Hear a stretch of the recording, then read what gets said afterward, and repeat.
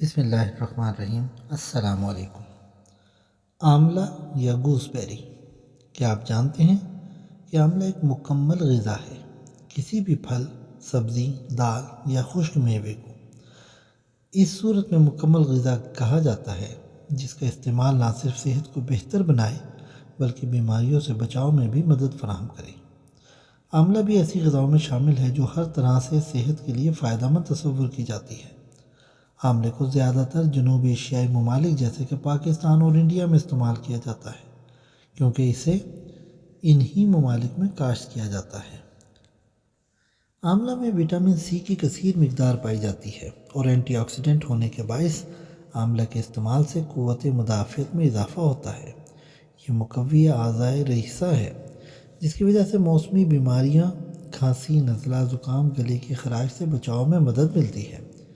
جب آملے کو باقاعدگی کے ساتھ استعمال کیا جاتا ہے تو جسم کو اتنی مقدار میں فائبر حاصل ہو جاتے ہیں جو ہاضمہ کے نظام میں بہتری لانے کے لیے ضروری سمجھا جاتا ہے اور وہ قبض کو رفع کر دیتے ہیں۔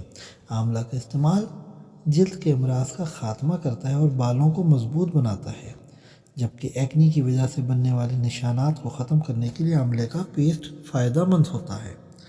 آملہ کے استعمال سے کولیسٹرول اور ٹرائی گلائسرائڈ کا لیول کم ہو جاتا ہے اور دل کے امراض سے حفاظت ہوتی ہے اور ہائی بلڈ پریشر کنٹرول ہوتا ہے۔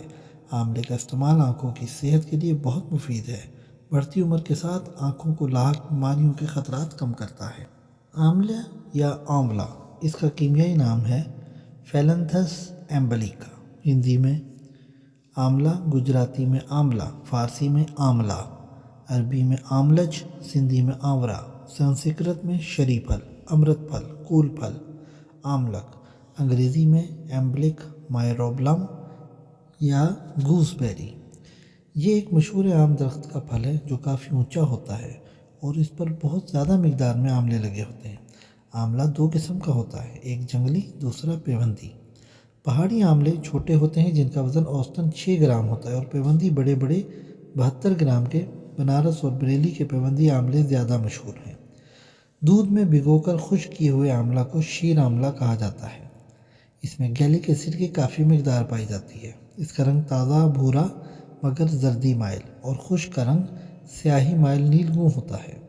اس پر جھریاں پڑی ہوئی ہوتی ہیں۔ ذائقہ ترش اور قابض مزاج ہے۔ اس کا مزاج سرد درجہ اول، خشک درجہ دوم۔ اس کی مقدار 3 گرام سے 5 گرام تک ہے۔ اس کا مقام پیدائش پاکستان، ہندوستان، سری لنکا اور دوسرے جنوبی ایشیائی ممالک ہیں۔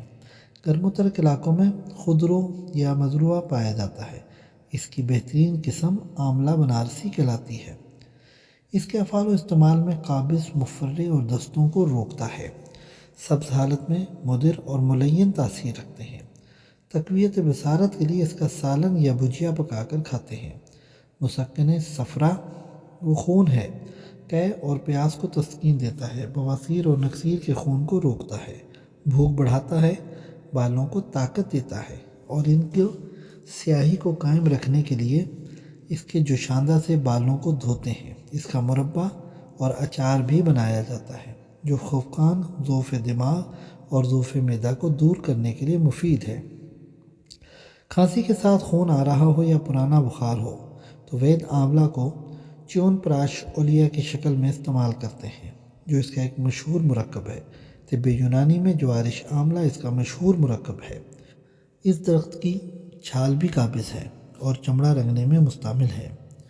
کیمیائی تجزیے کے طور پر وٹامن سی سب سے زیادہ 1 کلو تازہ آملوں میں 6000 یونٹ وٹامن سی اور 500 حرارے ہوتے ہیں۔ اس کے علاوہ فولاد، ٹینین، گیلک ایسڈ، گلوکوز پایا جاتا ہے۔ اس کے مشہور مرکبات میں جوارش آملہ، جوارش شاہی، انوشدارو اور عطری فلات شامل ہیں۔ آملے کا تیل سر کے بالوں کے لیے بہت مفید ہے اور سر کے بالوں کو سیاہ رکھنے کے لیے استعمال کیا جاتا ہے۔ آملے کا مربع اس کو محفوظ کرنے کے لیے اور غذائیت سے بھرپور ہوتا ہے اور چاشنی میں بنانے کی وجہ سے یہ خوش ذائقہ بھی ہوتا ہے۔ آملے کے جوس میں نہ تو اچار کی طرح مسالہ جات ہوتے ہیں اور نہ مربے کی طرح چینی کا استعمال، اس لیے تمام مضر اجزاء سے پاک ہوتا ہے اور اس میں تمام افادیات ہی شامل ہوتی ہیں۔ آملے کی ہومیوپیتھک دوا جس کو فیلنتھس ایمبلیکالن کے نام سے جانا جاتا ہے، یہ دوا جلدی امراض، بالوں، تیزابیت اور زخموں کی بحالی کے لیے استعمال کی جاتی ہے۔ قدرت کی عطا کردہ ہر چیز ہمارے لیے فائدہ مند ہے، اس کو استعمال کرنا چاہیے اور مناسب مقدار میں استعمال کرنا چاہیے۔ آملے کا زیادہ استعمال قبض کرتا ہے، اس لیے والد کے مشورہ کے ساتھ مناسب مقدار میں کبھی کبھار استعمال کرتے رہنا چاہیے۔ تو ہمیں یاد رکھیے، اپنا بہت خیال رکھیں۔ اللہ حافظ۔